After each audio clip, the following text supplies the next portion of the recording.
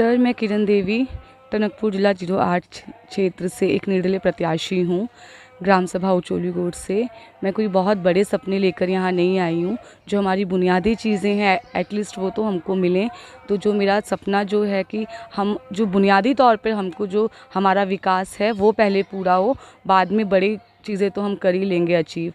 जिस प्रकार से एक जनसंपर्क की दुविधा हमारे पास बहुत ज़्यादा आती है कि हमारा जो जनसंपर्क है, हम जो पहले से ग्राम प्रधान है या क्षेत्र पंचायत है या जिला पंचायत है, इनसे जनसंपर्क हमारा पूरी तरह से हो नहीं पाता है। तो यदि हमारी जनता मुझे इस काबिल समझेगी कि वो मुझे इस पद पे बिठाएंगे, तो सबसे पहला काम जो हम यही करेंगे कि जनसंपर्क जो है कम से कम 2 या 3 महीने में तो एक बार हम प्रत्येक गांव में एक जनसंपर्क ज़रूर करेंगे।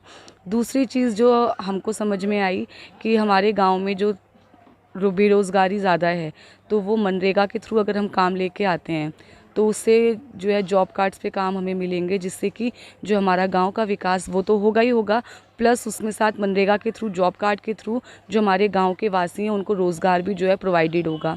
और तीसरी चीज़ जो हमने सोची थी कि जो हमारा बहुत सी जगह भू कटाव है और ये पानी भराव की समस्या, अभी बाढ़ की समस्या जो बरसातों में हम झेल रहे हैं, जैसे आमबाग, चीनी गोट, यहाँ पानी भराव की समस्या बहुत ज़्यादा है। बस्तिया, उचोली गोट, यहाँ हमारे जंगली जानवरों की समस्या बहुत ज़्यादा है। नायगोट, रोखड़ की समस्या बहुत ज़्यादा है। तो जहाँ तक यथासंभव जो भी प्रयास हम करेंगे, इसको हम रोकथाम करने की पूरी कोशिश अगर हम पद पर बैठते हैं तो करेंगे। और फिर जैसे कि टेंट की सुविधा, मुझे लगती है कि प्रत्येक गांव में अपनी ग्राम सभा में एक टेंट सुविधा होना बहुत ज़रूरी है, क्योंकि 19 से 25 हज़ार जो हम लोग बाहर टेंट के लिए देते हैं, अगर वो टेंट सुविधा हमारे गांव में अगर अपनी हो तो वो 19 से 25 हज़ार हमारा जो है बच जाएगा, तो वो हमारा अन्य कामों में खर्च हो जाएगा। तो जो बुनियादी चीज़ें हैं इसे लेकर हम चल रहे हैं। तो बस यही मेरा सपना है कि जो हमारा गाँव का विकास, सबका साथ, यही जो एक मोटिव है ये लेके मैं चल रही हूँ। अब मेरी विचारधारा जो है, मेरी सोच है, यदि मेरी जनता को समझ में आती है तो वो ज़रूर मुझे इस पद के लायक समझेंगे। और अगर मैं इस पद में हूँ या नहीं भी हूँ, तब भी हम अपनी कोशिश जो है ये जारी रखेंगे कि इस तरीके की जो बुनियादी चीज़ें हैं वो हमें मिलें। चुनाव का घोषणा पत्र भी आपने बनाया होगा, जी जी महत्वपूर्ण चीज़ें क्या रखी हैं घोषणा पत्र में? सर, घोषणा पत्र जो हमने जारी किया है उसमें हमने सबसे पहले भू कटाव, बाढ़, जल भराव एक समस्या हमारी ये है जिसका समाधान हम करेंगे।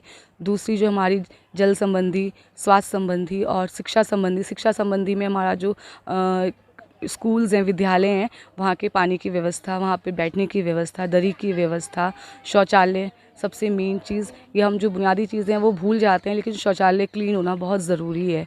तीसरी चीज़ जो हम लोगों ने सोचा है कि हमारी ग्राम सभाएं जो हैं, जनसंपर्क की सुविधा हो गई, और ग्राम सभाओं में उचित व्यवस्था, जैसे कि कोई भी अगर सरकार की तरफ से योजनाएं आती हैं उसे पूर्ण रूप से हमें सभी नागरिकों में वितरित करना।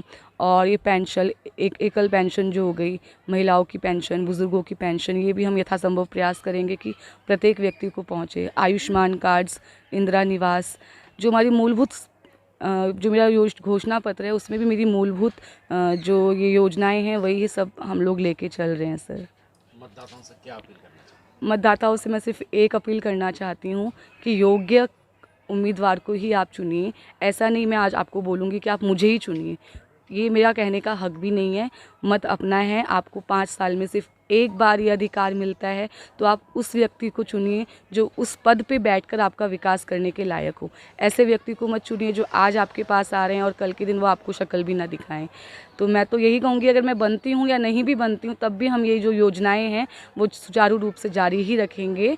तो मतदाताओं से बस यही मेरी अपील है कि एक योग्य उम्मीदवार को इस चुनावी क्षेत्र में लेके आएँ और एक अच्छे उम्मीदवार को इस पद में बिठाएं। धन्यवाद।